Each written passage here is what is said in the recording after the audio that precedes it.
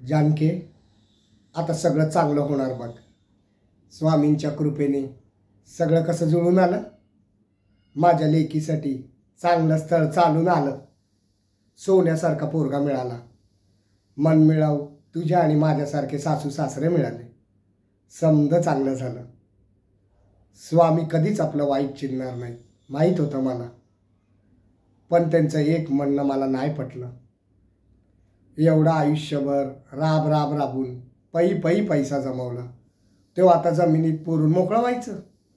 उद्या त्या पैशाला काही झालं तर, किंवा आपण ते पैसे पुरताना कोणी आपल्याला बघितलं आणि आपण आईला भेटायला गेलो आणि पैसे चोरीला गेले तर विचारणार कोणाला?